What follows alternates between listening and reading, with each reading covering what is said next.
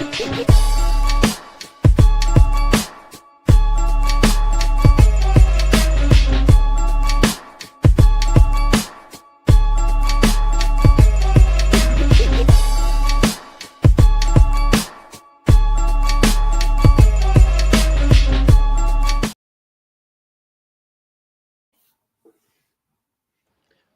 back, everybody. I'm tired. I mean, Jay, and that's Maddie. This is week 13 already.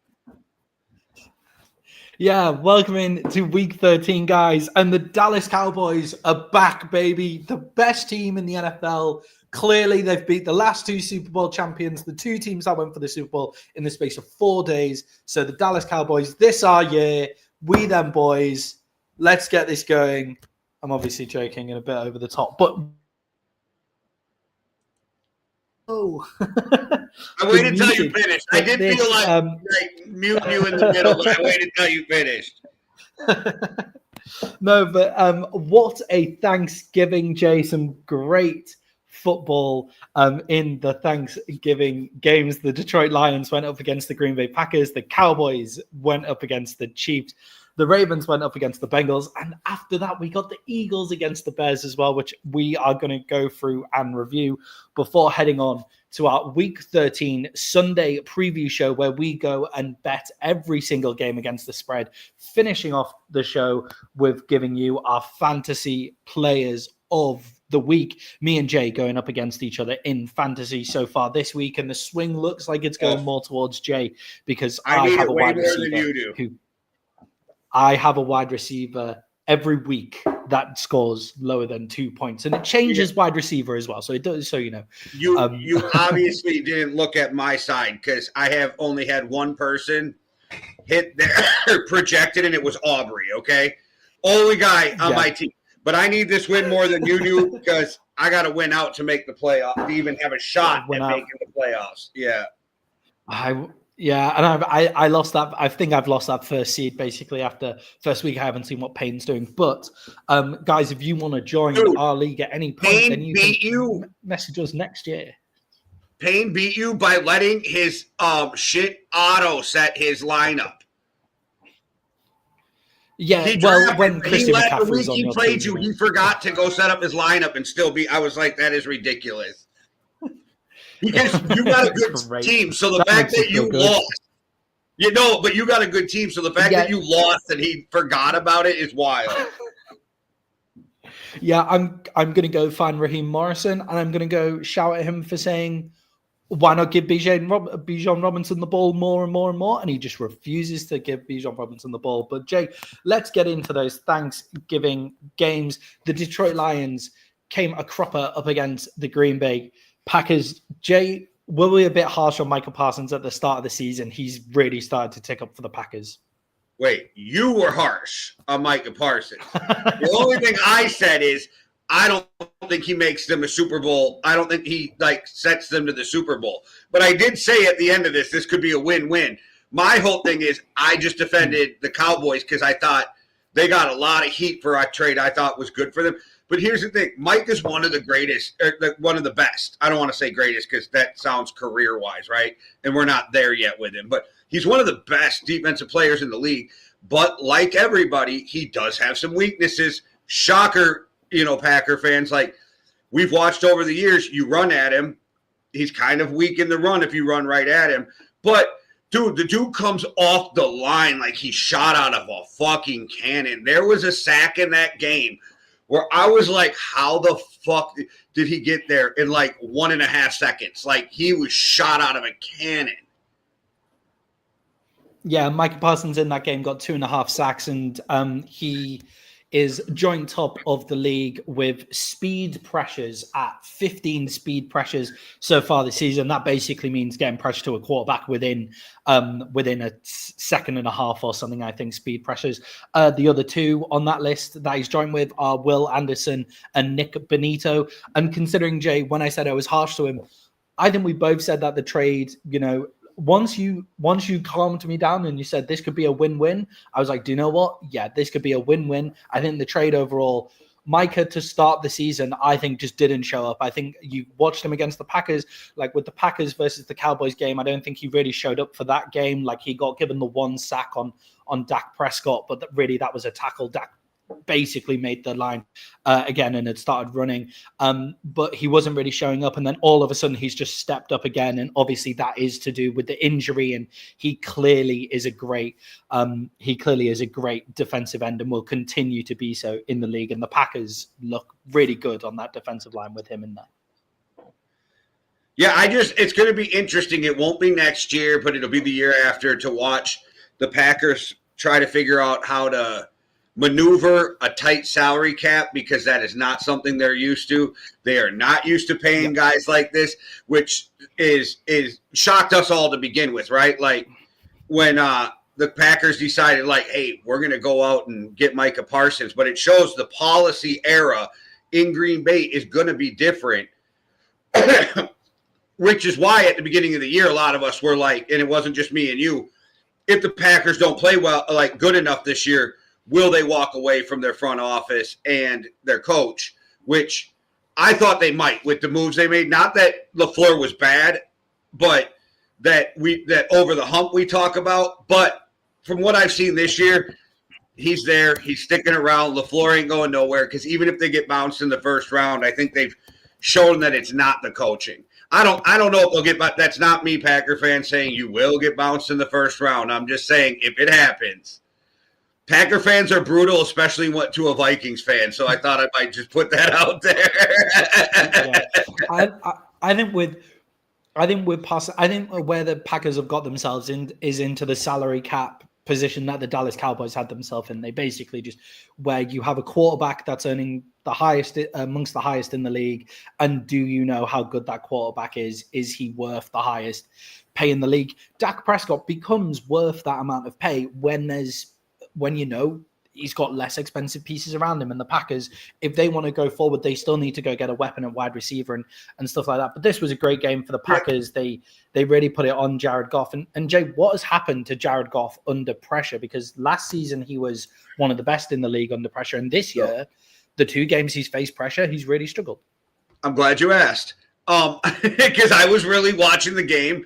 And I'm sitting here and I'm seeing Dan Campbell on the sideline covering his face, calling him plays. And I'm like, you're really not good at this. You're really not good at scheming guys open. Like, we're watching the Ben Johnson effect right now. Because, you know, when they get hot in play calling, like, you know, they are hard to contain. But this year, we just watched them play a game. If Jahmyr Gibbs doesn't go off for a career game, they're not going to win that game, right? So, like, the fact is, the thing that made the Lions so deadly over the last couple years is they completely play like a team, 100%. They get it down the field, they spread the ball around, and they figure out how to score points. With them this year, they're not getting the ball out, and they're not scheming people open. So I have to assume it's Dan Campbell in the play calling, because Jared Goff can play. We know that. I don't know the statistics. I should have looked these up, but I feel like St. Brown is having the most down year I've ever watched for St. Brown in a league. He definitely had a down game, at least. He completely went missing. Fucking freezes. Completely went missing. Fucking freezes. I know. I saw that. I thought I'd better reply. I thought I'd better send a reply to that and say he was going to be in next season, just to give us some credit. I think with St. Brown, he definitely went missing in that last game. And I agree with you, Jay. It is the Ben Johnson effect. It's Dan Campbell wasn't scheming the guys open, and he didn't look like he knew what he was going to call next. With Ben Johnson, you feel like each drive, he basically knows what he's going to call as they're marching down the field. And that's why Caleb Williams looks so good in the scripted plays. It's why he has some drives where he looks amazing, because Ben Johnson's drives work that way. They build on each other. They build up to the drive. Dan Campbell looks like he's calling each play as it comes, like each play for the play, not for the whole context of the game. And I think Ben Johnson made Jared Goff look probably a bit better than he is against pressure last year. And Dan Campbell's putting Jared Goff into situations where he looks a lot worse than Jared Goff is against pressure as well. And in this place, they didn't have anything open whatsoever. And when you have Amon-Ra St. Brown and you have Jahmyr Gibbs, you should be able to get one of those two guys open in short passing yardage to go against the blitz. It should be doable. And like you said, not only is he not knowing the next play, great play callers, Shanahan, fucking Johnson, whoever, they're setting you up for shit in the fourth quarter, in the first and second quarter too. They're running because they know we're going to run this play, and if we're successful, they're going to bite on the same play later in the game, and we're going to do a variation off of it. And you're not seeing this from Dan Campbell. Like you said, it's play to play, and it doesn't seem like he's got a roadmap for where he's trying to take the plays later in the game. Yeah, and it's with that it happens on where he's going for it on fourth down all the time. Like, he's not taking into the context of the game a lot of the times when he's doing that last week. The Lions now dropped to 7-5. They've won 2 out of the last 3 games. And that game against the Giants, they only win because Jahmyr Gibbs goes absolutely off in that game as well. That was a solo performance from Jahmyr Gibbs. But they only scored 9 against against the Eagles as well in a loss there. They're 7-5. Their next game is the Dallas Cowboys. They then have the Rams, the Steelers, the Vikings, and the Bears to go. Jay, are the Detroit Lions in danger of missing the playoffs here? I don't think so. I don't think they're in danger yet. They still have a chance to win the division if they play right. They still, if I'm not mistaken, they still play the Packers again at the end of the year. So it's not they play the Bears at the end of the year. They don't play the Packers again in Week 16 or something. No, they played them twice first already. Game of the season. Oh yeah, they played them twice already. Okay, that's why it gets weird when you play the first week of the season because they're used to bringing you at the end of the year with all of those games. Yeah, they still have a chance to win the division though. I don't see them missing the playoffs. Because I think when I went through their schedule, I saw like 3 or 4 wins for sure that I thought of on the way out. And I'm like, 10 wins probably gets you in unless you're in the AFC. I think it's going to take 11 to get in the AFC, which we'll talk about a team that's probably going to miss the playoffs now because of a game this weekend. But yeah, I'm not worried about the Lions yet, but that's because they're so fucking talented on the offensive side. At some point, you think they're just going to get it together. Yeah, well, they've got the Cowboys on Thursday night, which, could go either way. It's in Detroit, but Detroit playing a bowl, so we'll see. They've then got the Rams in Los Angeles. They've then got the Steelers, who you never know what Steelers team's going to come up. But let's say we give the Lions the win there. Let's say we give them the win against the Vikings in Minnesota on Christmas Day as well. And then they've got the Bears to finish off the season. So they could be the third. They realistically could be the third team in the division. They could be the third team in their division. They could skip into the playoffs, but they are in danger, I think, of missing it here. And from where they were to where they are now, Dan Campbell's job has to slightly come under question here because the big difference that we've already spoken about here is Ben Johnson. It is Ben Johnson. He is the one that is missing. He goes to Chicago. Chicago are now top of the division as well. But Jay, two teams that are going either way, maybe one making a run for the playoffs and one maybe missing the playoffs. The Dallas Cowboys went up against the Kansas City Chiefs, and the Dallas Cowboys came out with the win in a great game, an awesome performance by the Cowboys. Jay, how has the defensive tackle become the new defensive end? Because we can see across the league, the teams with those strong defensive tackle rooms are doing great across the entire league defensively. Yeah, but it's not new. It's the history of the NFL, right? Like every team with a good D tackles have a better defense. I mean, we watched Minnesota for a decade in the 90s dominate because of their tackles, not so much their ends. The problem is it's not that they're the new ones. It's that they're so hard to find. D tackles are so hard to find in the NFL. So when you have a good one, I mean, we can go back to when Warren Sapp changed the game with the D tackle position in Tampa. It's not that, you know what I mean? It's that good D tackles are probably the hardest defensive player to find. And I know people are like elite pass rushers. Yeah, but I can go through and give you really good pass rushers across the league, some of them 2 and 3 on a team, whereas you look at the defensive tackles and you're like, oh, he's a run stopper, but he's not a pass rusher, or he's a pass rusher, but he's not a run stopper. I think D tackles get asked to do so much that when you find a great one, it changes life for you. And I think that's what we're seeing, is that the teams who have really good ones are having better, pressure on the quarterback. They stop the run better. So I think we're seeing an uptick a little bit in D tackles. I still think we're really lacking in D tackles, though, throughout the league. Yeah, and I think when you it's the same in sports. It's just generally the same across life, but it particularly shows in sport quite a lot of the time. A new trend is very rarely new. It is very rarely something that hasn't been tried before. So what happened is the D tackle goes out of vogue because everybody's going away from the run. Everyone's going away from the run, so not everybody needs amazing D tackles. The college kids then go, if I can rush the passer, the big payday is at defensive end. The colleges put their best athletes at defensive end as they go through, because everybody's passing the ball now. We're not running the ball. So D tackle, you just need to be able to stop the run if it's coming that way.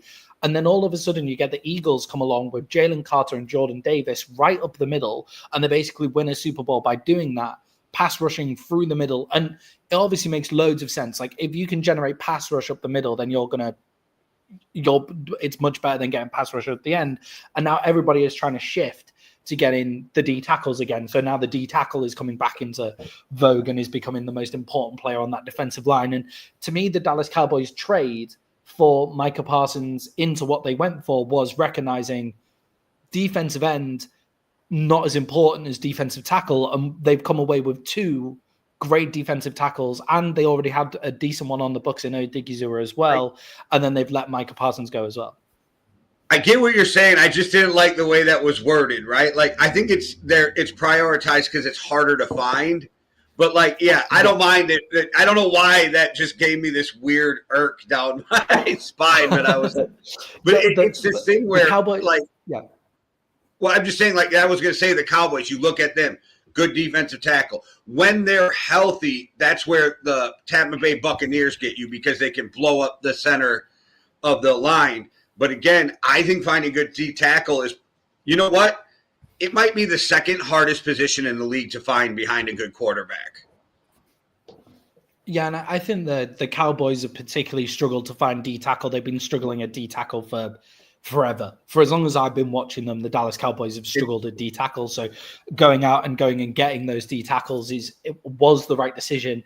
And then Donovan finding a 300-pound played really well in this game as well. Sorry, I was just saying, finding a 320-pound guy with that kind of athleticism, right? That's the the pass rush D tackle you can't find.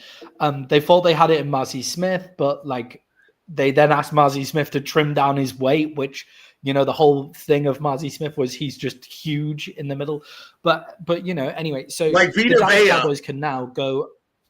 Yeah, right. Yeah, well, Vita Vea is a different level again. But the Dallas Cowboys are now able to stop the run, which is what they did against the Eagles. They're able to stop the run, and they're then able to get to the pass rusher. They stop the run on the way to getting the pass rusher through the middle. And Jay, with a defensive tackle and just a defensive line that strong, and everybody's talking about the offense and how great the offense is in Dallas. But with a defensive line that is now that strong and that deep, we saw Jadeveon Clowney coming up with a sack. Overshown looked great. Donovan Ezraku was getting pressure off the edge. And then you have Quinyon Mitchell. I wish we had Quinyon Mitchell at cornerback. But we have Quinyon Williams, Odigizua, and Kenny Clark as well coming up the middle. That defensive line is now got depth and is stacked. And it doesn't matter how bad the secondary is. The defense is actually capable of beating anyone as well. And to top that off, Donovan Wilson has come back in and is having a great game. And Malik Hooker has come in and has had a great game as well. So the safety position is now stronger as well. So the Cowboys are getting healthier at a good time. And having a defense like this makes you able to beat anybody, not to mention the other side of the ball being one of the best offenses in the league.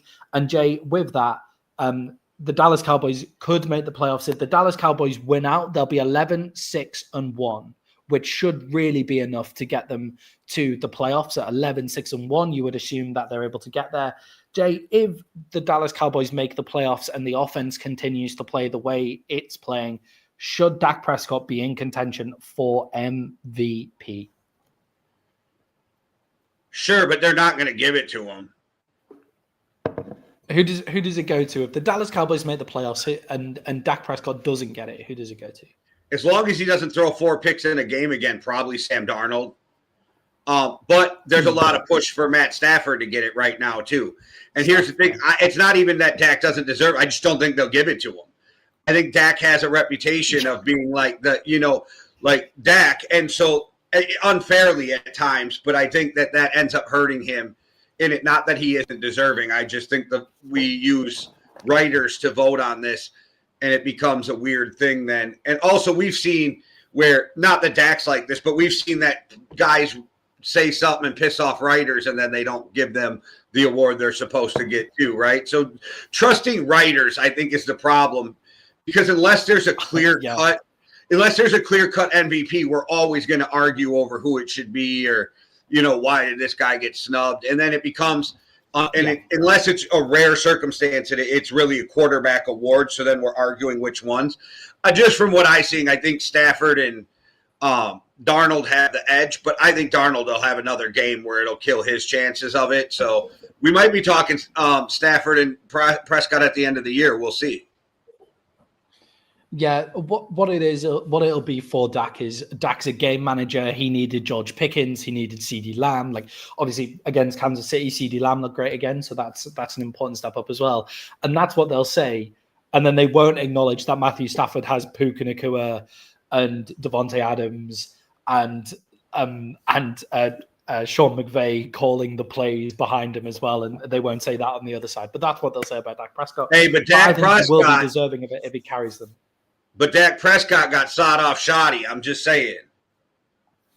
That's right. That is right. And he is balling out as well. But Jay, let's head to the other side of the ball now, because the Kansas City Chiefs are in serious danger of missing the playoffs. Yes. Jay, what has gone wrong with the Kansas City Chiefs this season? I don't know. They're just having one of those un-Chief-like seasons. We've seen this. We've seen the Patriots have a weird season here and there. We've seen different things. Even though the Patriots on a bad season still figure out how to make the playoffs with Tom Brady. And I'm not sure that the Kansas City Chiefs are making the playoffs this year. I said that I thought they would last week, but now I swear they have to win out to even have a shot. Me looking at the anything can fall apart, another team can crumble, but like they literally look like they have to win out to have a shot at a wild card right now. Yeah, it's the tiebreak situation for the Chiefs. Like, they've got losses against the teams that they'll be going up against in that wild card spot, because they have that loss to the Jacksonville Jaguars, for example. That probably will really harm them as well going in. Now we're looking at it, and Denver's probably going to win that division, but it's still possible for the Chargers to win that division also. Yeah, definitely. So the Chiefs have got losses against the Jags at the start of the season. They've got that loss to the Chargers. They've got the loss to the Broncos as well. So they've got to play the Chargers and the Broncos again in the coming weeks. But the Chiefs now have to go through the Texans. They have to go through the Chargers again. They've got the Titans. They've got the Broncos, and they've got the Raiders. Like, that's a difficult situation, and I'm not sure they're going to make it. And where the Chiefs have really struggled is they haven't put a good game together on both sides of the ball regularly at all. They've really struggled to put a good game. So against the Colts, their defense played incredibly well, and they managed to get out of the game versus the Colts with a win, because their defense played really solid football and made the Colts offense really struggle. In this game, Patrick Mahomes played great. Mahomes was incredible in this football game. Like, the Cowboys should have won this game by more. The Cowboys were player for player better, and the offense carried them. The offense looked really great, and Patrick Mahomes looked really great as well. And the defense just completely shit the bed. They got one turnover at the very start of the game, and I remember just going there and thinking, "Fuck, here we go." And then from there, it was 7 drives. They gave up 450 yards, and there was a scoring drive on every single.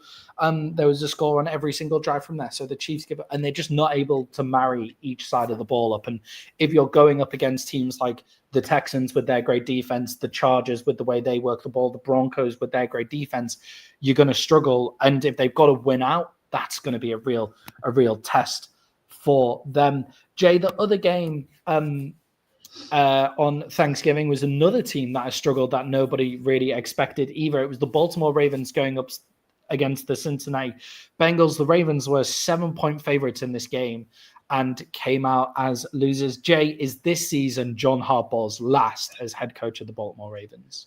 Hold on, I'm going to peacock this game pretty quick here because somebody picked this, and I don't know who that was. Somebody picked this game for the Bengals.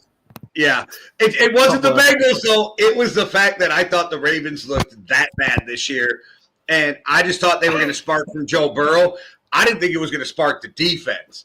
I don't know how Joe Burrow coming back played defense, but somehow Joe Burrow coming back changed the defense in that game. The defense locked it down. I think the Ravens actually were exposed, and this is the things we were talking about all year, and this is why we were talking about maybe it's time for them to move on from John Harburgh, because these are not the Ravens we were, all expecting and what we're used to. And Henry and fucking Andrews have been fucking killing me in fantasy. Like, fucking A, you two. Yeah, again, the Cincinnati Bengals are putting up some of the worst numbers in NFL history on the defensive side of the ball.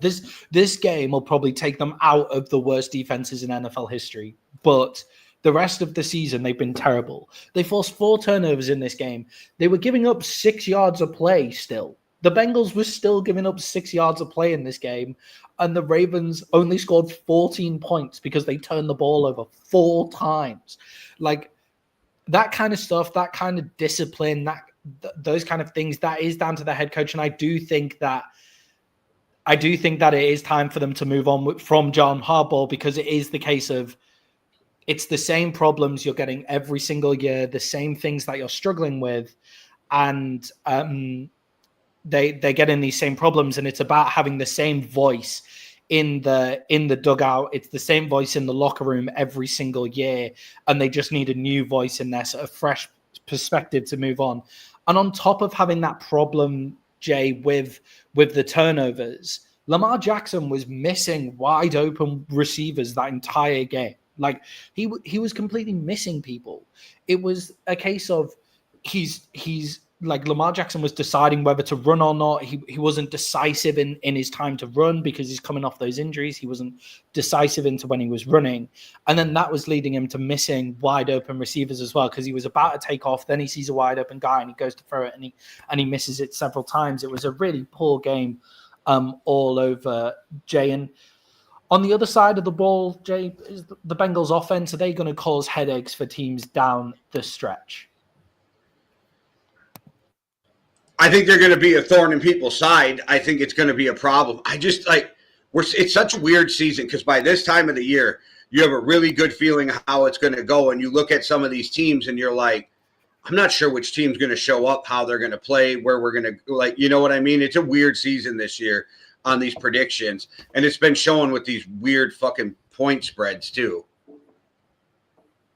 Yeah, they could really cause a team a lot of struggle towards their playoff goals here, because they've got the Bills next up, and the Bills are, a lose against the Steelers this week, and then a loss against the Bengals. Like, are they going to make it into the? Well, then that's that Joe Burrow effect. That Joe Burrow effect against the Bills. We talked about this last week. There's teams that got other teams' numbers, and it's just weird sometimes. And isn't this the same position the Bills were in?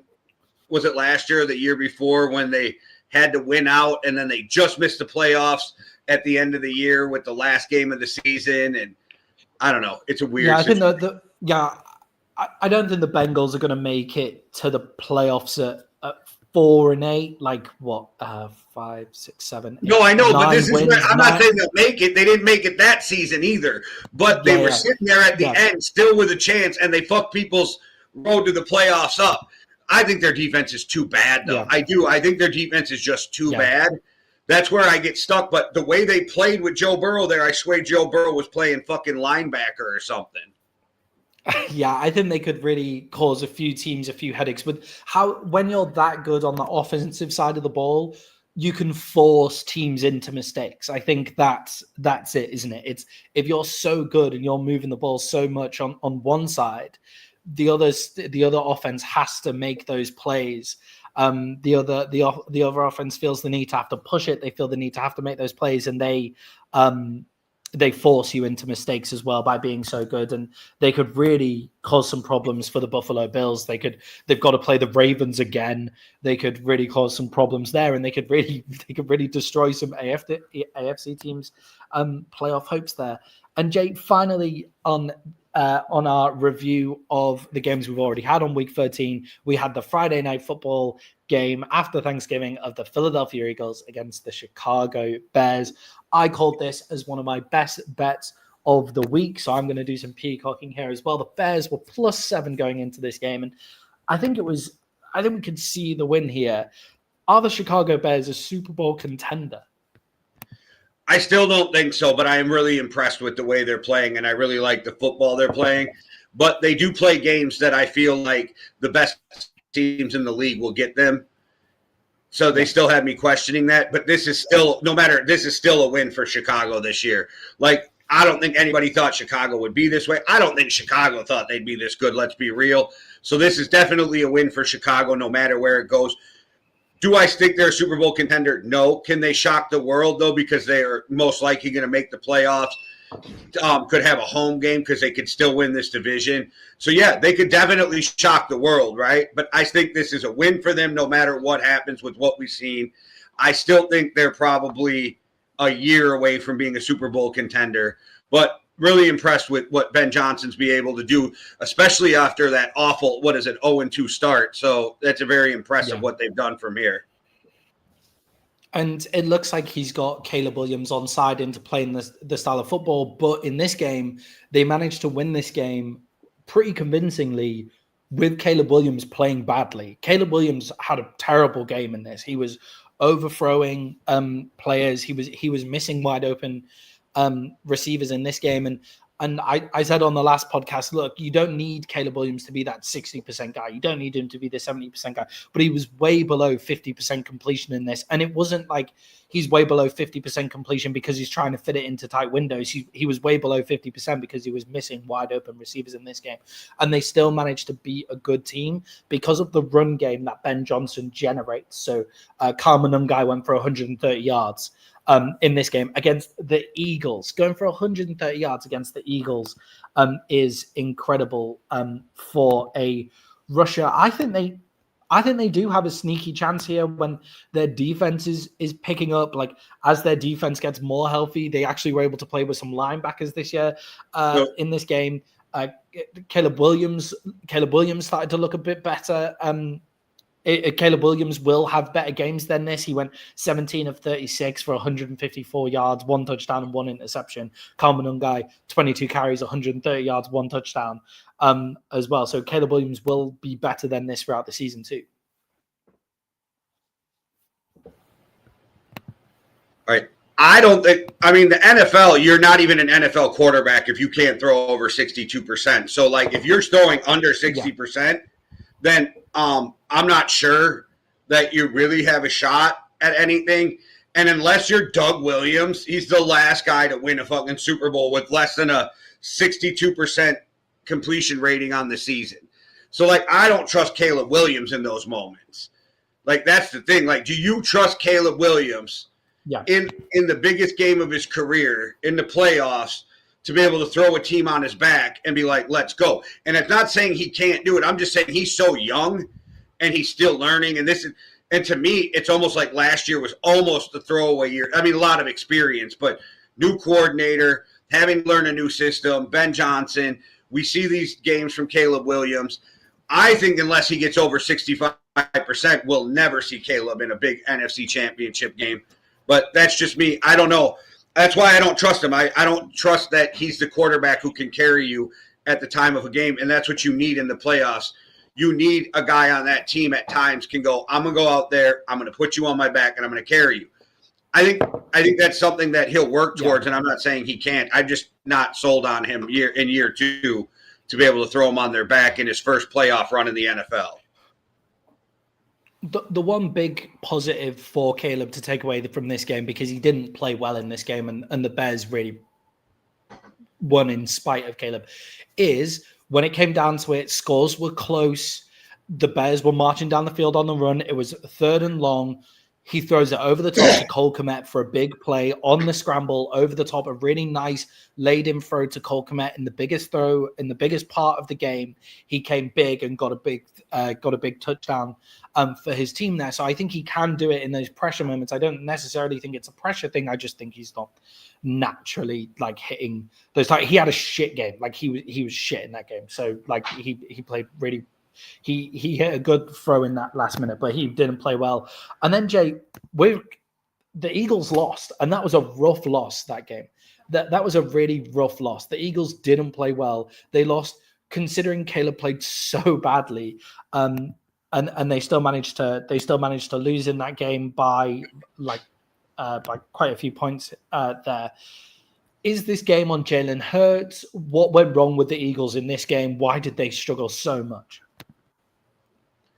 It's the same thing that what the fuck is wrong with the Eagles this season, and it goes back to the coordinator problem. There is a coordinator problem in Philly, and we've watched it for more than 1 year. When they have the right coordinator and they're clicking, they look great.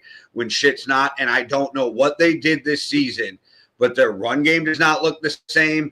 And when that run game does not look the same, it puts more pressure on the pass game. And there's been times, now A.J. Brown looked fucking phenomenal being thrown to, like catching them. But there's times these receivers have let them down this season too, with drops and all kinds, which has been a weird trend all over the NFL too, by the way. The drops this year has been a really weird trend this year. So I don't know if it's just an Eagles thing, but there's a weird thing. But they're being let down by different positions and at different times, right? There's times where I'm like, oh, the play calling's letting them down. But then there's been times where I'm like, Jalen Hurts has got to fucking hit that pass. He's got to, right? And these are the passes you hit when you win Super Bowls. Like, and there's also a thing where there's some luck to winning a Super Bowl. The ball bounces the right way or whatever. But that's not even the case with the Eagles this year. It's not bad bounces. There's times where you look at teams and you're like, oh, they just didn't get the bounce. It was, they didn't have the luck on their side. But there's something completely different. And Saquon just looks pedestrian for Saquon.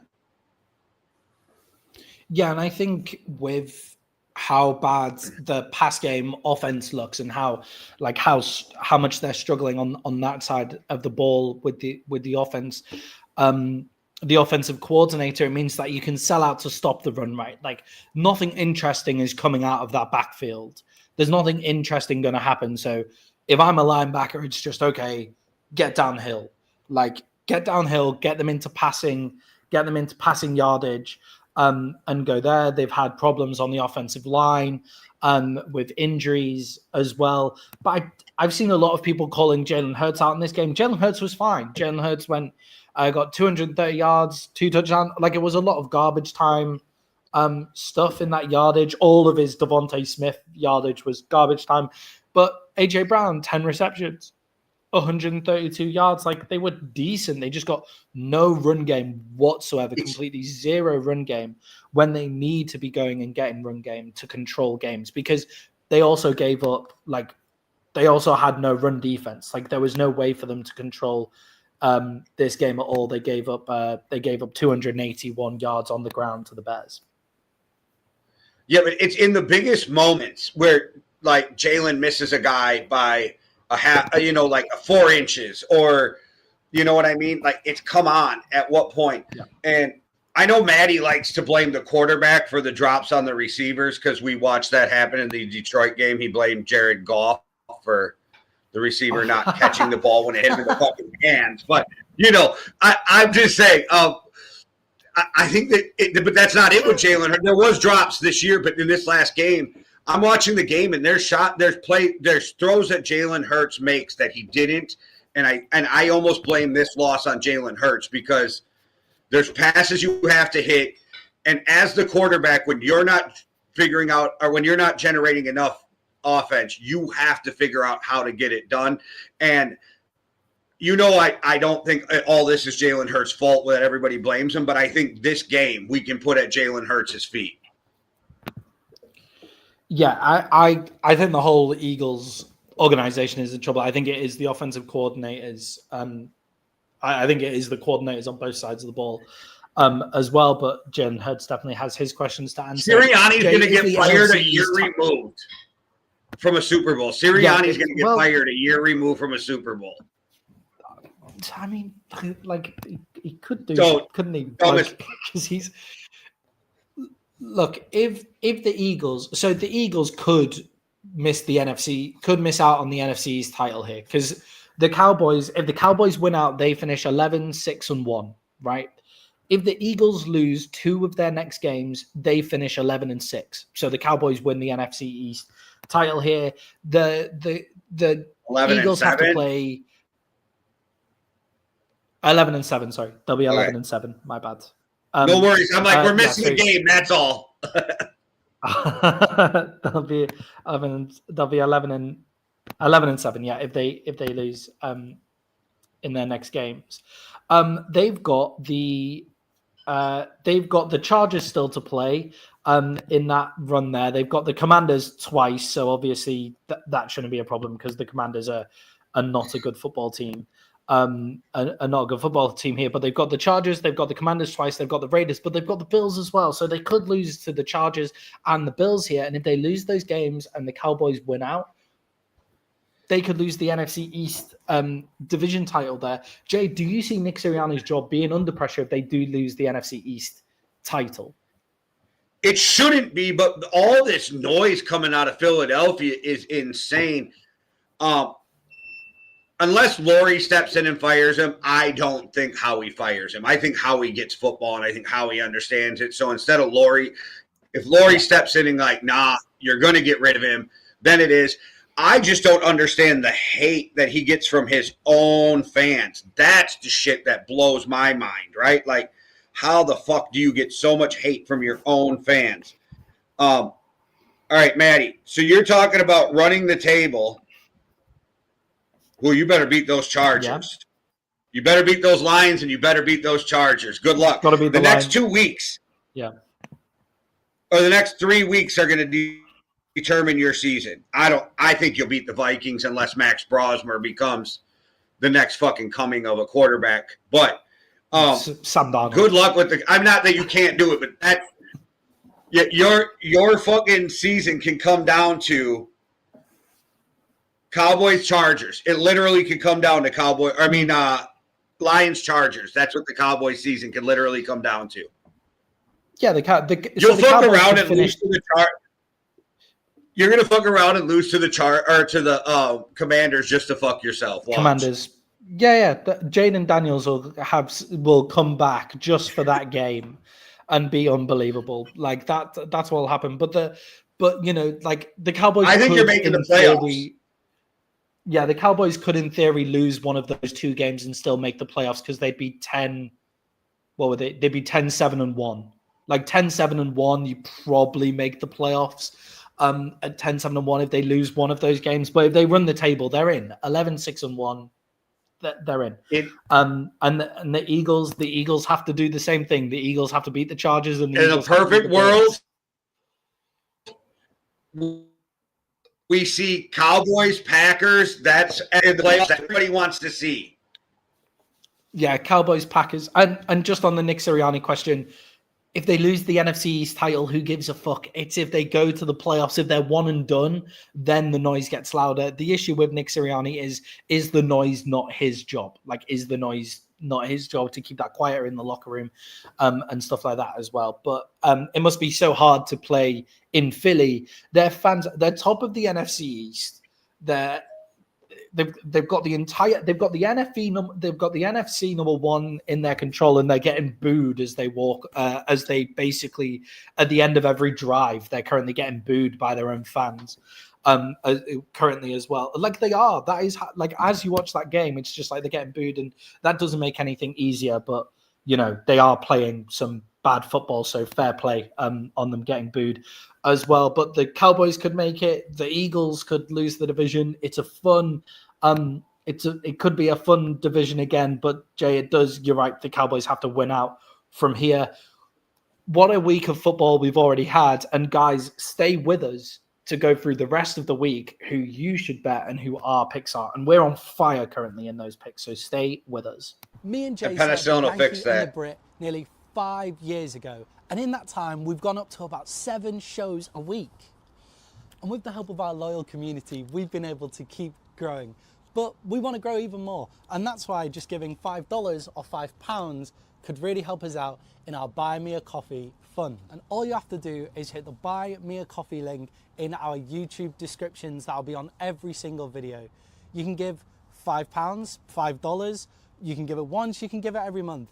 And what that does is it allows us to grow and even buy ourselves a coffee every once in a while.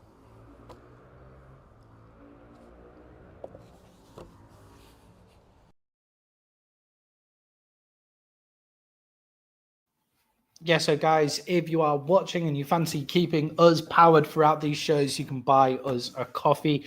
Hit the QR code at the top there or go to the link in the description. Right, on to the rest of Sunday's football. And starting off, we have the Miami Dolphins, who are 5.5-point favorites against the New Orleans Saints here. The Dolphins are 5.5-point favorites coming off their win in Madrid, where they looked much better, much improved. But Jay, can Mike McDaniels keep his job if the Dolphins remain competitive and the run game continues to look good? Because Devon Achane has looked fantastic.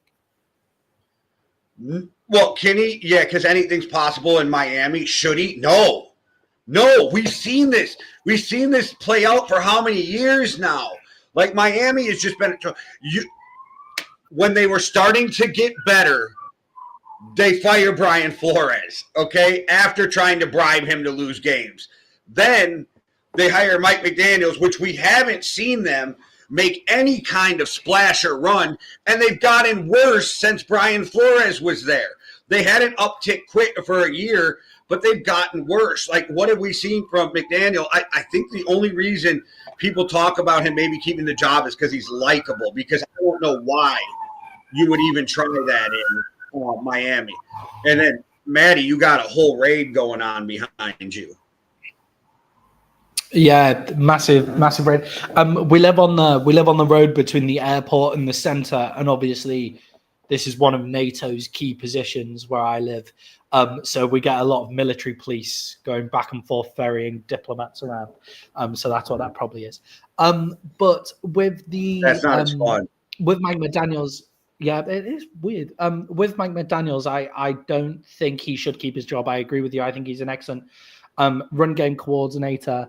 And, I like him a lot. Like, I like McDaniels. I like the way he coaches. It's just, I think he's an offensive coordinator or some, like, mad, fun college coach or whatever who, like, one of those college coaches who, like, never punts the ball, is a crazy, mad scientist.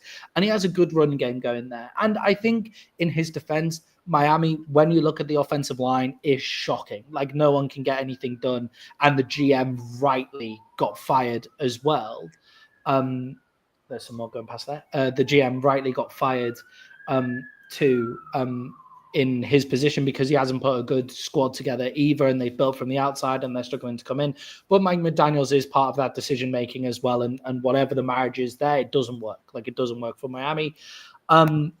Although, Jay, I do think they have a good enough run game to get past the Saints here. Can Tyler Shough tie down a position in the NFL if he plays well, or is his number up? He's basically just a bridge rookie for the Saints. Well, I think he's probably their next 4 to 8 year backup is probably what we'll see out of him. That's where I think he probably lands in the NFL landscape. And there's this weird thing is once you get a handful of games under your belt, it doesn't matter how you play. Teams are like, oh, we'll make him a backup because he has experience. So it gets weird like that in the NFL too with backups, experience. Like I saw Vikings fans today all mad because what's his name? Is it Wolf? Fuck, whatever. The quarterback that we used to be the backup in LA, and the Vikings went and signed him, and they're like, why are they taking LA scraps? And it's like, who the fuck are you going to sign on short notice to back up Brosmer that knows the system? Like, that's the thing, right? Like, and so, like, you end up with a quarterback where you're like, oh, fuck, this ain't the greatest idea, but we'll live with it. And this happens a lot in the NFL. It's like, it's not even about talent sometimes at the backup quarterback. It's how much does the quarterback like you because you're his eyes and ears? And then do you have any experience starting in the NFL? Yeah, and I think the experience obviously means a lot. And like it is good for him to come out and get experience. But if I'm the New Orleans Saints fans, I'm keeping a real look on those. I'm basically gonna go watch my quarterback of the future on Saturdays, not on Sundays. That's where I'm going. If I'm the New Orleans Saints fans, I think they've got the right coach in place. I think they could start building the right team, and they will find the right quarterback. Not in this next draft. I think Tyler Shough will be playing for them next year, but in the draft after, I think that's when they'll go and get their quarterback. The New Orleans Saints. But Jay, in this game, they're 5.5-point dogs to the Miami Dolphins. Who have you got in this one? Give me the Dolphins -5.5. I think they're still good enough to cover because they're both bad teams, but I think both of them are really bad teams. Yeah, I think that the Dolphins' run game is good enough to win them games. Although Alvin Kamara is out for the Saints, Devin Neal is the running back for the Saints, who taking over against Miami, who have one of the worst run defenses in the league. As well, very tempted to play him in fantasy this week, but I don't think he's going to get in. And we'll talk about that in fantasy players to watch later in the show. So keep on track for that. Jay, the Indianapolis Colts are 3-point favorites against the Houston Texans. Jay, can the Houston Texans defense cause enough problems to stop the Colts offense? I don't think so, just because the Texans are going to have to put up a ton of points. Put up points too. So, and I think the Colts defense is going to be just on fire. I love what the Colts are doing. People still don't realize Sauce is still getting used to the scheme. I like what they're doing. Jonathan Taylor is going to be a handful, which makes life easier on Daniel Jones. I think they'll be able to spark enough offense to get enough points to beat the Texans. And I'm not going to lie, when I looked this up last night, the spread was 3.5, and I was already taking the Colts. So I'm really loving this 3 on this game because I don't know if I'm the only one, but I think the Colts are truly a Super Bowl contender. And as crazy as that sounds, I think Danny Dimes can lead them to the promised land. Yeah, you got the Colts at 4.5 as well when we did our best bets on Tuesday. So they've just continued to tumble as we've been going. Jay, I do think a lot of people are going on kind of Danny Dimes taking that step back, right? But Danny Dimes hasn't taken a step back. Yes, thank you. Indiana Jones, Danny Dimes hasn't taken a step back. He's the same player. Like he's the same. Like he's the same guy. Like all the way through. He's PFF graded as 18, and he has but the Colts have the highest EPA per play. EPA per play in the NFL. And it's like, well, that he's just middle of the road, and it means all the stuff around him is great. And that's all Danny Jones has ever had to do. All he's ever had to be is when he has good people around him, when he has a good offense, he can run that offense, and he is good enough to do that. He's good enough to be an NFL starting quarterback in this league as well. Like Daniel Jones doesn't have to be amazing. He just has to be average, and the Colts will be good enough. But in this game, Jay, Daniel Jones could struggle because the Houston Texans are the best defense in the league, in my opinion. They cause serious problems for all quarterbacks. And Jay, in the last 3 games, I think it is, Daniel Jones has had 10 turnovers. What do you think of that? And that was what I was going to say at the end of this is watch. Daniel Jones play smart football, 0 turnovers this game. People, and Not that all of them are this way, but we got to figure out a way to stop giving quarterbacks turnovers on tip balls. That is the wildest. I don't know how we go. I don't know how you get around it either, but it does skew things. And I think Daniel Jones, I mean, like if you look at it, would you rather have Danny Dimes or Aaron Rodgers this year? Would you rather have Daniel Jones? I'd rather. Would you rather have Daniel Jones? I'd rather have Jalen Hurts this year. That's kind of where I put it. Like, I like Daniel Jones better than both of them this year. Yeah, and I always kind of stood up for Daniel Jones a little bit when he was a Giant. I was very much on the side of, the Giants are terrible. Like, the Giants are a really, really bad football team. Like, let's put Daniel Jones, like, in theory, let's put Daniel Jones around, because I saw him against, he plays really well against the Dallas Cowboys. Like, he always played quite well against the Cowboys in those games as well. Like, let's see him around some decent football teams. So I like Daniel Jones. He does have a real problem fumbling in the pocket, and he gets fidgety in the pocket. And if you can collapse the pocket around him, which is what this Houston Texans team does. And Jay, on the other side of the ball, the Colts are good defensively, but is Davis Mills actually better for the Texans in their current situation than CJ Stroud? CJ Stroud is a better quarterback than Davis Mills, but in their current situation, is he better? I fucking laughed. I can't even believe it. I can't even. I fucking laughed. I can't even believe that. No. He's not. CJ Stroud is way more talented. I get the question. I do, but I had to just get up and depart after that one because I was like, that is wild. Little Davis Mills, or as they call him on Pat, Dougie Mills. I think he's a great backup. I don't think we're ever going to see him as a starter in the NFL unless it's filling in for an injured quarterback. I don't think he's the type of guy that we're going to see in the offseason when you're searching for a quarterback that you're like, you know what? You know who's going to stabilize us this year? It's Davis Mills. I don't see that. Also, I think that Daniel Jones gets crushed because people can't forget the idea that he tripped over the 20-yard line twice in his career on a wide open run to the end zone. Like, he was as dysfunctional as the Giants at times. And I think people can't get over that. And I'm like, Shane Steichen is changing life for Daniel Jones. That team, and Shane Steichen's like scheming and getting them open. And they're still winning games after like bad turnovers. I think that's the sign of a good team. If you can win and overcome those mistakes and then eliminate those mistakes before the playoffs, I think that just makes you stronger as a team. And I don't know why I feel like outside of Indianapolis, I'm the only guy waving that Colts flag, I feel like, at times right now. But I'm waving that fucker. Yeah, for me, Jay, the Texans' defense is so good, and Davis Mills, he's not better than CJ Stroud. He gets the ball out faster than CJ Stroud, but that's because CJ Stroud has big playability. So CJ Stroud is holding onto the ball longer because he has the option to hold the ball longer and still make big plays, whereas Davis Mills just doesn't have that option.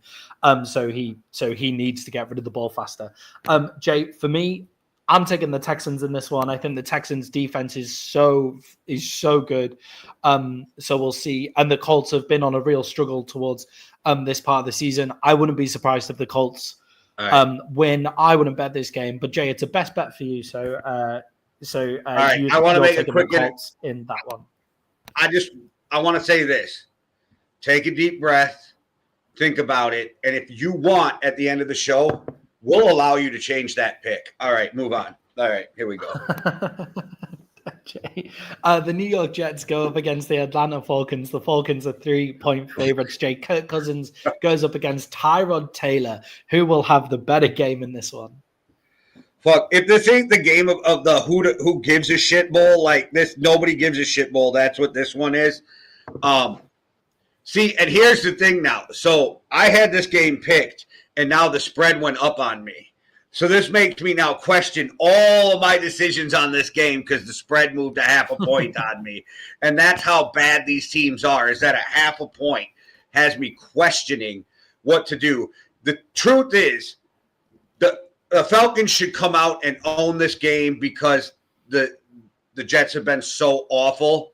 And yes, the Jets have a decent defense and they can make – but Kirk Cousins has so much experience. There should be nothing that they throw at him that he hasn't seen before. But I have zero faith in that Atlanta coaching staff, zero, which makes this game so hard to pick. Yeah, Jay, for me, I think it's, to be honest, the Falcons are one of my best bets. They were one of my best bets at 2.5. I'm taking them at 3 in this one as well. And it's largely just because the Falcons are completely unreliable on the offensive side of the ball when they really shouldn't be. They have an incredible array of talent. They have Bijan Robinson, Tyler Algier. Tyler Algier should be going and getting a starting job where he's the lead running back in a different team and taking a huge payday next season. But they have Bijan Robinson, Tyler Algier, Drake London, Kyle Pitts. They shouldn't be having a problem running their offense, and Kirk Cousins shouldn't be having a problem running the offense through that. But the most important thing is their pass defense is one of the best in the NFL. Like their run defense, they have other issues with their defense. They're a bit inconsistent, but their pass rush and pass defense is statistically one of the best in the NFL. And that is going up against Tyrod Taylor with no wide receivers. So the Jets will not be able to pass the ball, which means the Falcons can sell out and they can run the ball. They can stop the run as well. Give the fucking ball to Bijan Robinson. Get the ball in the hands of your best players as well. I'm taking the Falcons in this one, and it's all because I don't think the Jets can actually stop the Falcons' run game if they give it to Bijan, and I don't think the Falcons can pass. I don't think the Jets can pass. All right, so I had the Falcons before we started. I don't know why my gut's telling me Breece Hall is going to have a huge game. My gut's telling me the Jets are going to squeak this one out, but I made a decision the other day that I'm stopping second-guessing myself because anytime I write it down and then change it, it blows up in my face. So I'm just staying with the Falcons, even though I don't love it. Every time I put it in the spreadsheet and then I change it, I always lose that one. So I stick to the spreadsheet whenever I put it on. I think that's the right call, Jay. Falcons going forward and winning that one. Jay, the Cleveland Browns are going up against the San Francisco 49ers in the snow and wind of Cleveland. The 49ers are 5.5-point favorites. 5.5 points seems like a lot in the conditions that they're going to be playing in, but especially with Brock Purdy at quarterback, we know he struggles in these conditions. Jay, how will Brock Purdy fare in the snow and wind in Cleveland? I think that we're just talking about Brock Purdy. I think he'll make good decisions, check short passes, get the ball out of his hands. I don't think if the conditions are bad, he's going to take a lot of deep shots, and I don't think the 49ers have to take deep shots to win. I did write down, I don't know if anybody can see my phone, probably not. I wrote down, I'll go with the 49ers up to -6. That's what I wrote in my notes. So okay, give me the 49ers in this one because I went to -6. I think Shedeur will play all right. I think that the Cleveland Browns have a great defense, but I think Christian McCaffrey and that 49ers offensive line and the way they pull Juszczyk and the way they pull on Kittle and they make the run game confusing on the defense will be enough to get them over the hump in this game. So I think they'll beat Cleveland, and I think they'll beat them by around a touchdown. So give me them in the -5.5, 49ers -5.5. I think Brock Purdy looks so bad against the Panthers. Like, the only reason that the 49ers came out with a win against the Panthers is because Breece Hall looked equally as bad on the other side of the ball. On the other side of the ball there. The 49ers, I don't think, can put up a great defense. Like, their defense isn't strong either, especially their run defense, because the Browns... Do they have to be against the Browns? The Browns can run the ball. The Browns have got a really great run offense, like throughout the year. They ran the ball really well. When you can't sell out on the fact that they can't pass the ball, they're one of my best bets. The Browns are one of my best bets this week. You're going to have a rough... I don't know why I feel like your best bets are on a rough ride, but I could be wrong. But I gotta feel... I don't know why. I just feel like, damn, Maddie took some wild best bets. Maybe you'll hit them all. I don't know. Did you have one play yet? I picked the Bears this week. I picked the Bears this week. Yeah. I got the Bears 1-0. I got the Bears. So you're 1-2 no matter what happens. So what? At worst, at worst. 3-0. No, but I'm saying at worst you're 1-2. So you're in a good position. I'm not saying you're going to lose the other two. All I was saying is by already having that one win, you're in a good position because at worst you're 1-2. You go 50%, you're still 2-1. Great weekend, the best bets.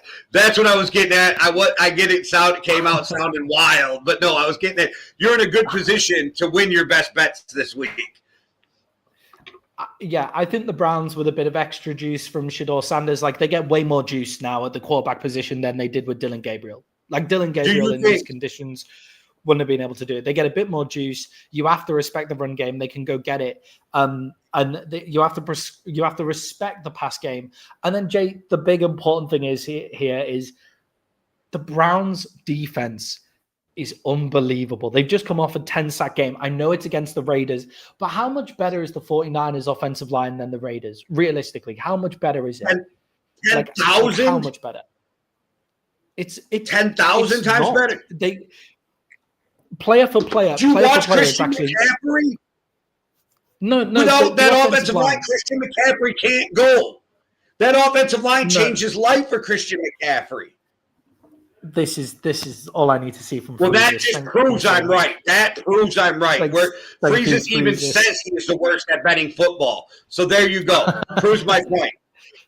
Shit. But how does Christian McCaffrey be Christian McCaffrey without a good offensive line? I mean, when they're pulling guards and moving Kittle and Juszczyk, which are part of their offensive line because they're an extension with the tight end and the fullback, I don't understand how we question the 49ers offensive line. Yeah, on the other side of this, I do love the Browns linebacker room. Actually, I really, really enjoy Carson Schlesinger. Like every time I watch him play, he looks amazing, and he reminds me of Van Ginkel. And one of the reasons why the Vikings have the 49ers number, is because of Van Ginkel. Is because they're able to do stuff to Christian McCaffrey that no one else can do because they have a linebacker who can go with him. And they've had their number since Colin Kaepernick. But the 49ers haven't beat the Vikings in like 7 years or like 10 years or something wild. But the crazy thing to me is like the hate you have for the 49ers. Like, let's not forget that Matty's the one who gave them 5 wins this year. 5. At the preseason. 5 wins. Matty has this ridiculous hatred for the 49ers. And don't forget, Rob Saleh is going to make Shedeur Sanders' day a living hell. Yeah, I think they'll just keep it on the ground. I think it's Brock Purdy's going to turn the ball over. He's going to get sacked plenty. Like, I don't see this being a big scoring game. So I think 5.5 points, that's quite close. Okay, let's move on. Jay's taking the 49ers in this one. We could be there for a while on this one. Jay, the Carolina Panthers are going up against the Rams. The Rams are 10-point favorites. Jay, the only worry I have in this one is the Panthers are genuinely one of the most confusing teams in the league. Yeah. The Panthers do shock people while they're playing. I think sometimes these teams play down to their competition, and I think that's why the Panthers have played some closer games. I think they think they're going to beat them, and then they come in, and next thing they know, they're in the fourth quarter going, how the fuck are we not up by like 14 points right now? But I don't think you'll ever have that problem with the Rams. I don't think Sean McVay will ever let the Rams come in underestimating a team. And you and I were talking before we went on camera, a short list of MVP, and Matt Stafford's on that short list of MVP candidates right now. Devontae Adams has found his place with the Rams. You know what I mean? Fitting in with Puka Nacua. It's starting to work really well, giving them weapons. I don't know. I really like they're not the best in the league, but I really like what that defense does at times to confuse people, to create pressure. And then again, we go back to their offense. It's a Sean McVay offense with a ton of talent, and somehow they figure out how to revamp their offensive line on the fly. It seems like every 2 years, and we all have these questions going in the year, and they're like, well, they're good enough. You know what I mean? So I really like what the Rams are doing. I'm taking the Rams -10. I picked this last night, and again, I'm not moving off of it, even though I don't love double-digit spreads, and I would suggest people, for the most part, stay away from this game. Don't bet this one. Sorry, I was reading. Yeah, I wouldn't bet this one. Posts. I wouldn't bet this one either. I think the Rams. I'm taking the Rams as well. I agree. They have one of the best. They're going to make Bryce Young look bad. I think they have one of the better defenses in the league, and then they're so efficient on the offensive side of the ball. Also, big shout out to Blake Corum, who's coming out. He's basically splitting the backfield with Kyron Williams now, so they kind of have like an underrated two-headed monster in the backfield there as well. But I'm going to take the Rams at this one. It feels like a bit of a no-win game for the Rams. Like if they lose this game, like, which could happen because the Panthers are have the potential to be a good football team. Like if they lose this game, it's going to be really shit for them. But if they win, no one's going to say anything either. So it's just one of those games where it's just like a complete no-win game. But if you look at the records, this is kind of like an important win for them on. This is one of the teams that we should win, so we better win for the playoff records.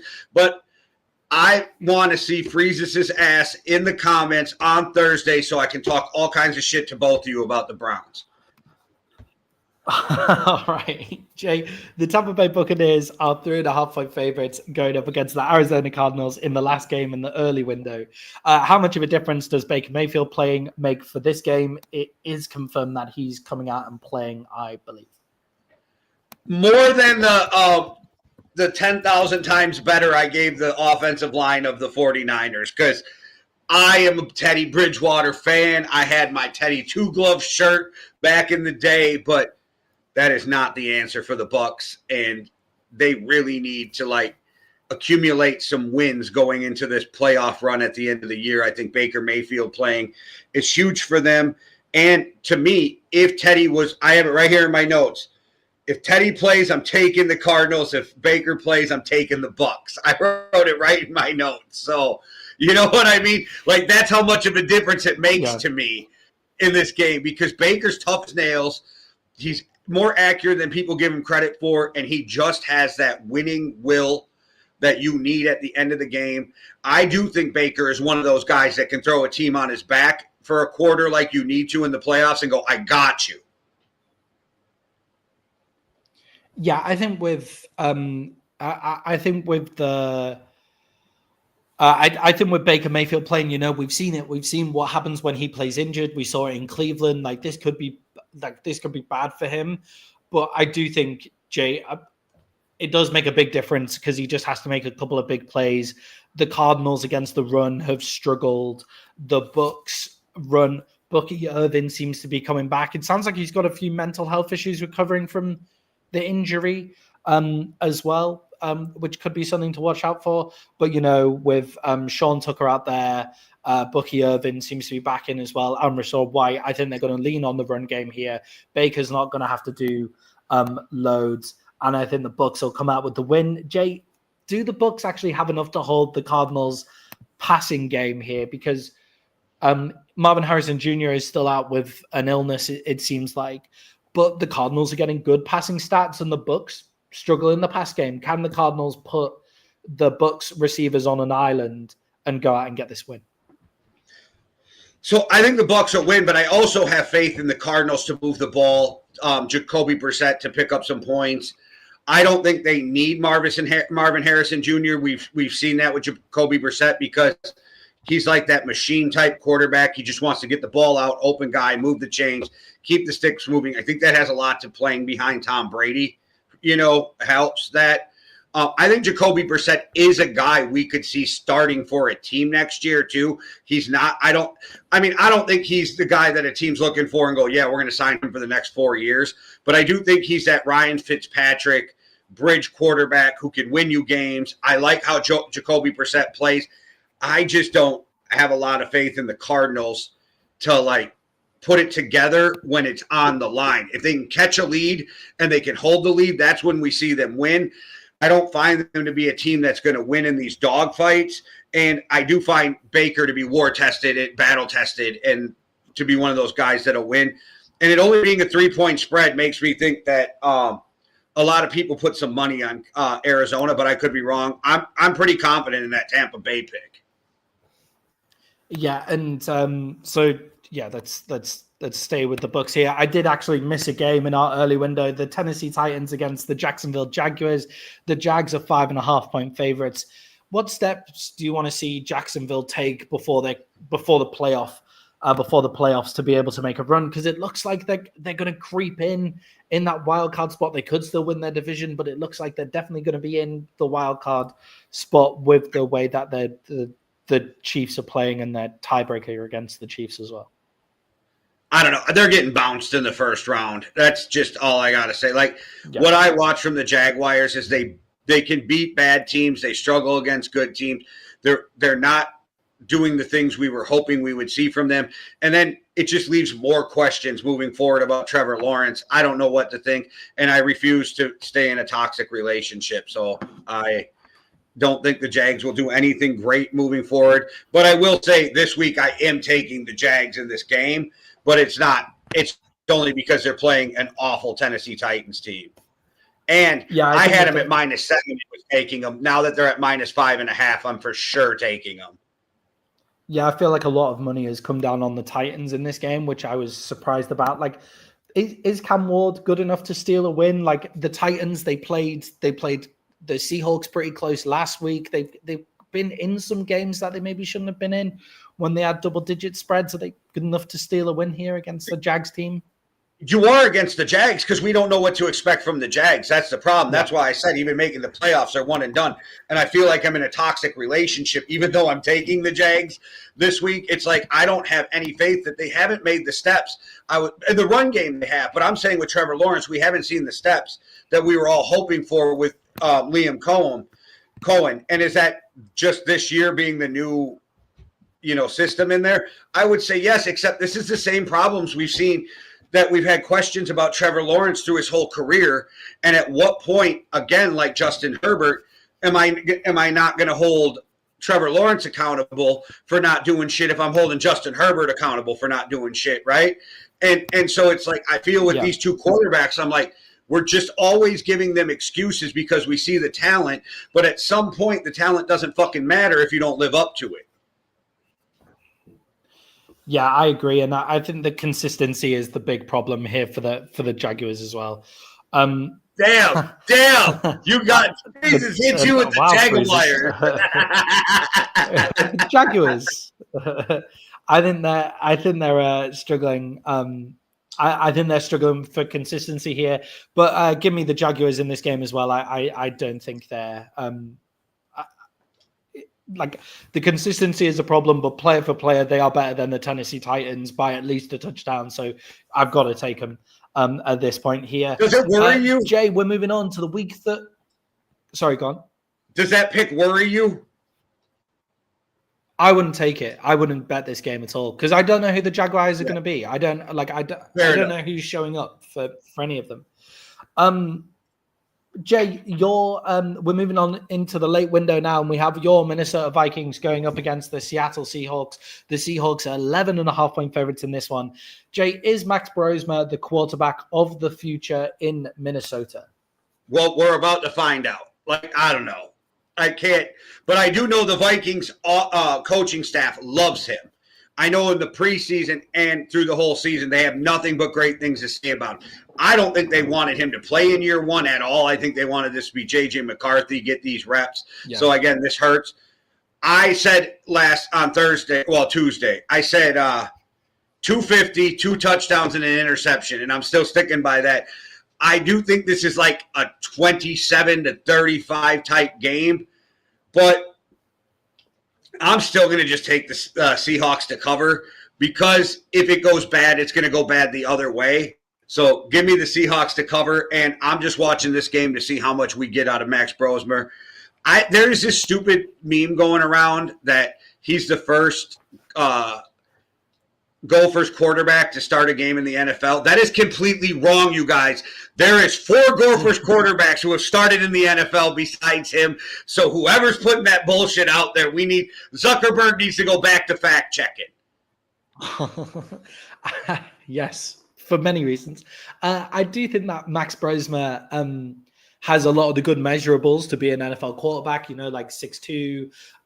In his release point, he's one of the fastest to release the ball. I think it's like the NFL average is 0.45 and he's at 0.2 in time of release of the ball as well. So I think he has a lot of those measurables. So there's no reason why he couldn't be a great NFL quarterback. I just think if you're the quarterback of the Minnesota Vikings, Jay, your first job is to get the ball in the hands of your playmakers. How does Kevin O'Connell make it easier for Brosmer to get the ball in the hands of the playmakers here? Because Jordan Addison, Justin Jefferson, down seasons so far. Well, and that's the thing. So they both had drops that are just unusual. Like, these guys don't drop. So this is that weird drop thing this year. But Kevin O'Connell has been scheming guys open for J.J. McCarthy. He's just been overthrowing them. So all Brosmer has to do is, complete the ball accurately, and he should have, chances to get open receivers, move the ball. In college, he was great at getting through his progression, so we'll see if he can do that in the NFL.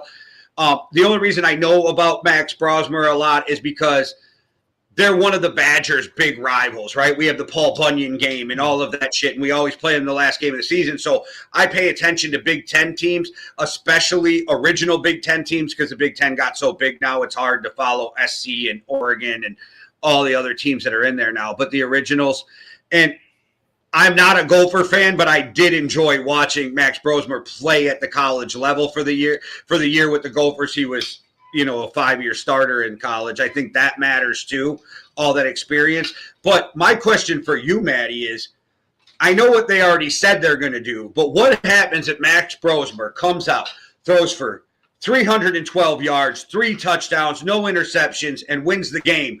What do you do going into next week when J.J. McCarthy is healthy? J.J. McCarthy's injury is much worse than we thought. He's actually going to have to sit another week. His recovery has had a step back that we had him for. I feel like that's the kind of thing that you should be saying. I don't know. I think you need to know what you have in J.J. McCarthy this season. I'd probably err on the side of playing him more than not playing him.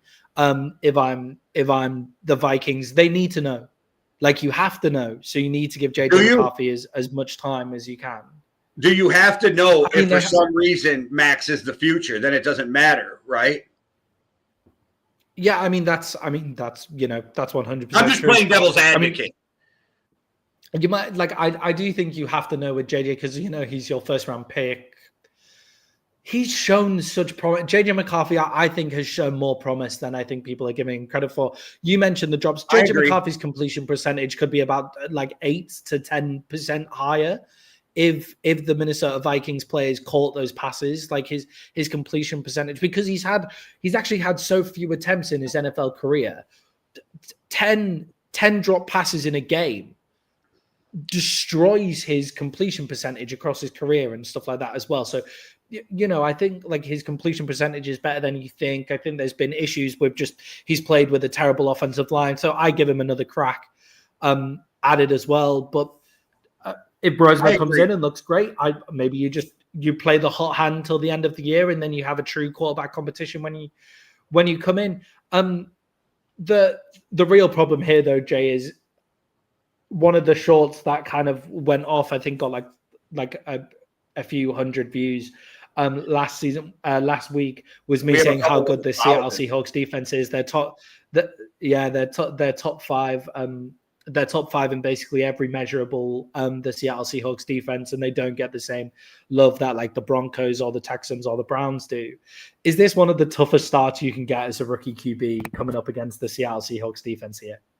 It is, but this isn't a shot, but I don't put their defense is really fucking good, so don't take that away. I don't put them up there with the Broncos because I've watched the Broncos shut down some of the best offenses in the NFL. I watched the Broncos play Patrick Mahomes, and I watched the Broncos play these AFC monsters. So I think the Broncos are just on a different level, but that's not to take away from the Seahawks. I think the Seahawks are great, but that's the thing. This is where a guy I don't know if Max Brosmer is this guy, but this is where a guy ball out of the hands quick, open receiver, 3, 4 yards if we have to, every pass play, try to open up some run games. That's the kind of the quarterback you need against the Seahawks.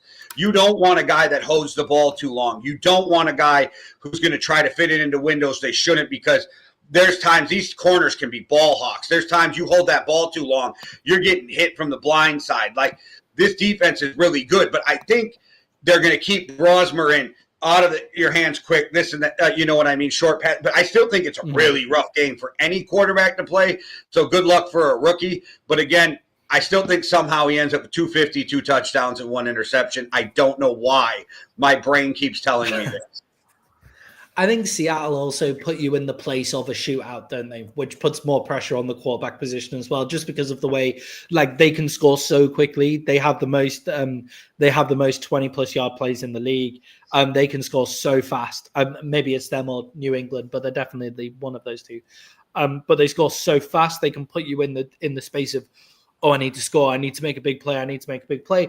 But Jake, just the final question on this game before we make our picks on this one is, are the Vikings in a good situation to make Sam Darnold have one of those games where he really struggled, like the 4 turnover games like he had against the Rams, and he had a different one against the Texans as well? It is a good question, because I have been thinking they know him so well. Can they do it? But then I also think he knows this defense so well for a year of playing against them that it's an interesting take. I'm still taking the Seahawks at the -10, even though I don't love the big spreads. Or it's 11.5 now. It moved even better. 11.5, yeah. Fuck. Okay. Give me the Vikings to cover at 11.5, but I still think they lose. I think new quarterback bump, Brian Flores against, I think that kind of Brian Flores defense against Sam Darnold could cause some serious problems as well. And I do think, like, just getting the ball into the Vikings have played much. It's not just JJ McCarthy. The whole team has played much worse than what their talent level is. 11.5 is huge for me. Give me the Vikings in that one. I was going to go with them at 10. I was going to go with the Seahawks at 10, but I saw that 11.5, and I'm like, I think the Vikings do score 24 to 27 points. So we'll see. Yeah, it's huge. We're going to have to power through a couple of these games to get there before kick off here. But Jay, the Pittsburgh Steelers are going up against the Buffalo Bills. The Buffalo Bills are 3-point favorites, but they're missing both of their tackles due to injury. Could this be a problem for the Buffalo Bills? Oh, it definitely could be a problem when you're missing both of your tackles, because your quarterback's not as athletic as he used to be either. It's not like Aaron Rodgers is going to like run for 130 yards or something. The Bills are missing both of their tackles. I think this could be a big problem. Oh, sorry, Jake. See, I listen to you and I get right down the wrong path. The Bills are missing both of their tackles. You know what? It makes more sense. But no, it does make more sense on the point spread at this point, right? Because I was sitting here wondering what the fuck on the point spread. Yeah, when you feature TJ Watt and you got to put up a backup, it becomes a problem. But here's the thing. I don't trust the Steelers' defense at all when it comes to playing defense. I'm starting to feel like their old secondary is becoming a problem, where I didn't think Jalen Ramsey would be getting burnt the way he is, just playing off intelligence. Big play Slay is no longer big play, right? So then you're down to Joey Porter Jr., it's a big question. Anytime you play against Josh Allen, it's a problem. But we've seen that we saw the Bills shit the bed just 2 weeks ago too. Like, we just seen the Bills shit the bed. The Texans, yeah. So it makes it weird. Aaron Rodgers, did they say he's playing? Because last time I checked, it said expected. Do we know if he's playing for sure? Expected to play is what I've got, but let me just quickly I'm looking. Either way, I'm taking the Bills in this game, but I don't love it. Aaron Rodgers still expected to play. I'm not sure how much of a step back Mason Rudolph is just in this game. Obviously, Mason Rudolph is worse than Aaron Rodgers, but in this game, is Mason Rudolph that much worse than Aaron Rodgers, just because of the game plan that the Steelers are going to go with. The game plan the Steelers are going to go with is they're going to run the ball. The Bills have one of the worst run defenses in the league. They've just come off a game where they've been beaten up by the Houston Texans because they like Josh Allen is only so good. And Josh Allen, when he has to go through Superman, we're starting to see those panic plays set in when the touchdowns come in. We saw it against the Bucs where he ended up going true Superman and scoring 6 touchdowns after having a rocky start. But then against the Texans, he really struggled. And the Bills can't control anything because they can't defend the run. It's not something that they can take. I'm going to take the Steelers in this one. I wasn't going to until I realized that both of the tackles were out in this one. Jay's taking the Bills in that one as well. So I've got the Steelers. Jay's got the Bills in that one. Jay, the Los Angeles Chargers are 10-point favorites against the Raiders. The Raiders, how can they do anything with as bad as an interior offensive line as they have? They've just given up a 10-sack game to the Cleveland Browns. Yeah, I don't know what you do, except just hope for next year at this point, right? You do what you can to get through this year to next year. Geno has been completely awful. The defense has been awful. The only saving grace on that fucking team pretty much is Max Crosby. They fired the whole offensive coaching staff. I mean, they're already in disarray by week 13. So what do we expect to change with Las Vegas in the next 4 games, right? Like, there's not much that can change.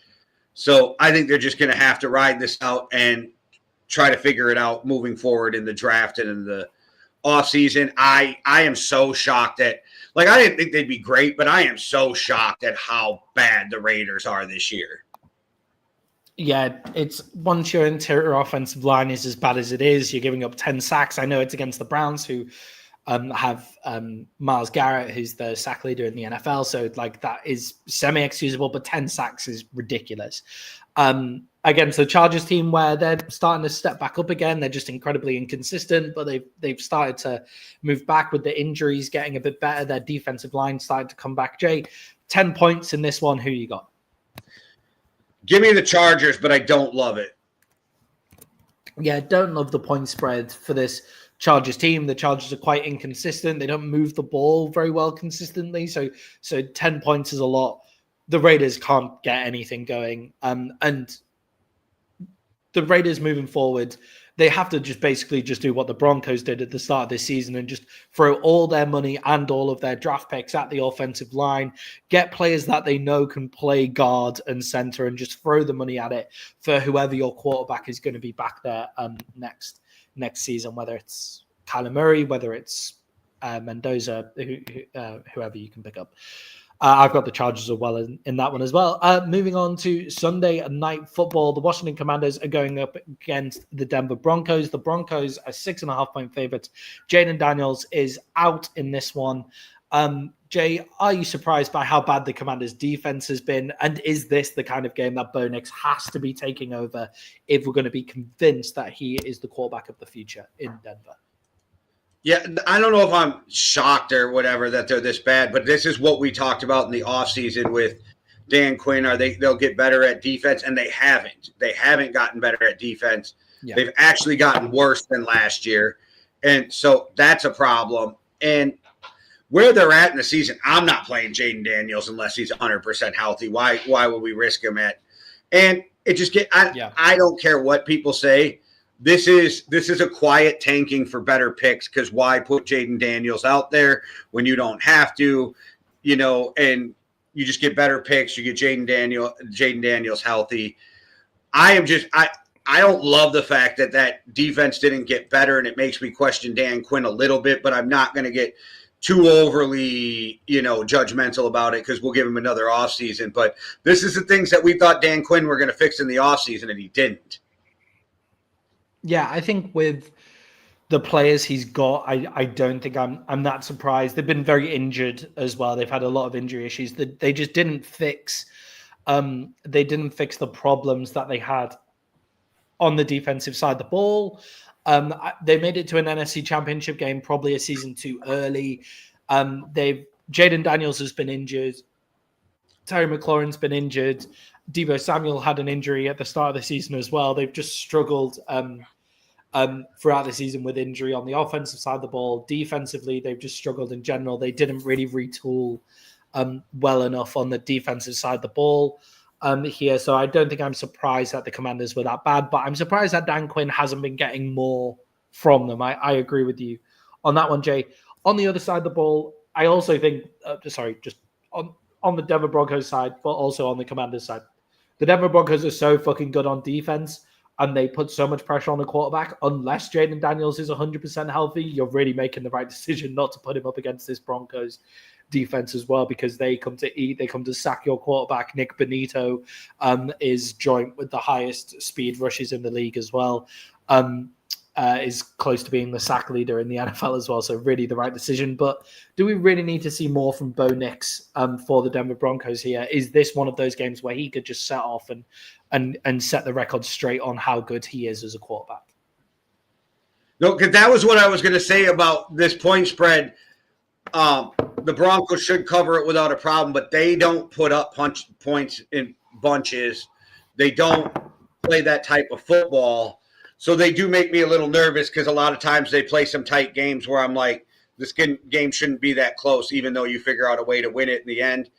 Bo Nix at crunch time seems to be that guy, and we're watching him develop it, throughout the rest of the game.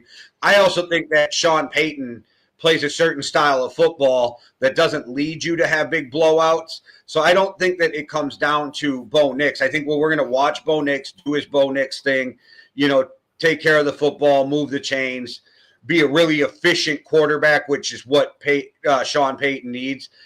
I don't think we're going to see a big breakout game from Bo Nix because I just don't think that's how Sean Payton calls a football game. Yeah, the Denver Broncos the Washington Commanders have been bottom 5 in run defense and bottom 5 in pass defense in the NFL this season. Jay, I'm picking the Denver Broncos in this one to win by at least a touchdown. Who have you got? Double that. Yeah, Broncos there. And Jay, the final game of this week that will be closing out on Monday Night Football. It's been a long week this week, but the New England Patriots are 7.5-point favorites against the Giants. Jay, Jackson Dart is back in. Is this a game where he can watch Drake May, a guy who was in the same position as him last year?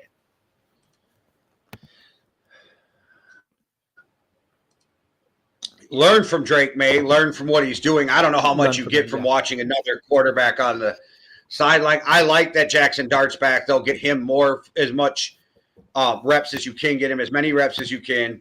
Make sure that, he's all ready for next season. I think the Giants are set up to have a nice little core moving forward for a new coach. Why they still have the same GM is fucking beyond me, but this is the same guy who fucked up the whole Saquon Barkley thing, the whole Danny Dimes situation, but yet we're just going to keep him and get rid of the coach. That's wild to me. Unless they wait till the end of the season, then just fire the GM and move with a clean slate. I think Jackson Dart is doing all the right things. Learn as much as you can.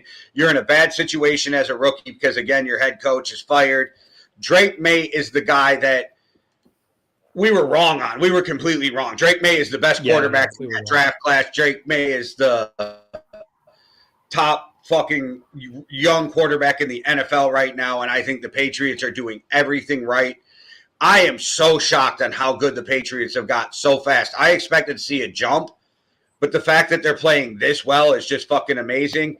And I know people hate it, but I get excited about shit like this. This is the kind of shit I like to watch in sports. I like to watch about the team who shocks you, and I like to watch greatness. So are we in the run for with my overreaction, the Patriots dynasty?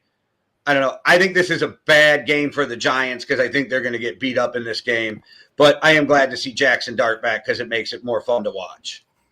Yeah, I think with Jackson Dart, where he can learn the most from Drake May is in that, like, Drake May last season was making big plays but getting the shit kicked out of him because the Patriots' offensive line was so horrible. And Jackson Dart is in the same position where Jackson Dart is getting the shit kicked out of him and he's trying to run the ball so much and he needs to learn to run without putting his head down and getting fucking concussions. Because he needs to be available. The best ability is availability as a quarterback, after all. So he needs to make sure that he's not getting too many concussions. Jay, I think the Giants are really dangerous. I think they're a dangerous football team, especially with Jackson Dart. As you say, next year they'll have Jackson Dart, Cam Scatterboom, Malik Neighbors back. Tyron Tracy will be in the backfield for a monster. They have Abdul Carter on the other side of the ball, which I've seen some people calling him a bust. Abdul Carter's played fine, like he's been okay, but Abdul Carter, Brian Burns is looking good as well for them. Dexter Lawrence is maybe taking a bit of a step back. I think the Giants could be really dangerous in this game. The point spread of 7.5, I feel is probably a touchdown is about right. Because the Patriots they've played the Bengals. They played the Bengals close within a touchdown in that game. They played the Buccaneers within a touchdown in that game. They played the Falcons. They only beat the Falcons by 1 point as well. That's 3 out of the last 4 games that they've played really close. I'm going to take the Jets in this. I'm going to take the Giants in this one. Sorry, because I think they can be dangerous and more than a touchdown. I think that'll be close. Than that, with Jackson Dartin, Jay, I guess you're taking the Patriots, right? Yes, this could be a 9-point spread, and I take the Patriots. Fair enough. More disagreement than normal in our show this week. Let's see if we disagree with fantasy players to watch. It's 4 minutes until the start of the early window. Jay, who is your fantasy player to watch? All right, I got one in an honorable mention. Running back, Pittsburgh Steelers, Gainwell, seen a surge in his usage, carries, targets. Good start for playing the Bills. Weak running game. That's a good start.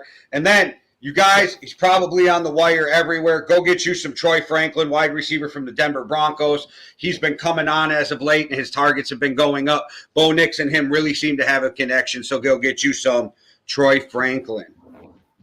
He's not on the wire, Jay, because he is my fantasy player to watch, and he is in my flex position this week. He is getting double the amount of targets as Cortland Sutton since week 8. Him and Bo Nix aren't having the most efficient connection, but they are starting to connect and starting to get on it as well. And the Commanders can't stop the pass at all. I really agree with your Kenneth Gainwell. Takes you a good job. You came up with an honorable mention there because we've gone for the same. We've gone for the same guy for your honorable mention and at my flex position. Before we get out of here quick, just for everybody else, we're in a 14-team league. He is probably floating around in your fucking waiver wires, most likely. Yeah, gotta be on most teams, or at least tradable. So watch out for how he does in this season. And he's tradable. He plays in the late window, so he's not up there as well. All right, Jay, Bricks, what's up, bro? Thanks for tapping in. That is it. We are 2 minutes out. Let me go through the betting for everyone who wants to get their bets in 2 minutes before the start here. Me and Jay have taken, we've both taken the Dolphins. I've taken the Texans. Jay has taken the Colts. We've both taken the Falcons. I've taken the Browns. Jay has taken the 49ers. We've both took the Rams. We've both took the Jaguars. We've both took the Bucks. We've both took the Vikings. I have taken the Steelers. Jay has taken the Bills. We've both taken the Chargers. We've both taken the Broncos. And I have taken the Giants. And Jay has taken the Patriots to finish it out there. If you want to get your bets in, guys, and stick with us, then enjoy those bets. Yes, and stay tuned next Thursday for our best bets of the week, because I'm going to bring a little thing I didn't tell Maddie. Maddie's going to do his best bets. I'm going to do my best bets, and then we're going to test a theory that's going on the internet. We're going to have ChatGPT give you their best bets and see who's better. All right, let's do it.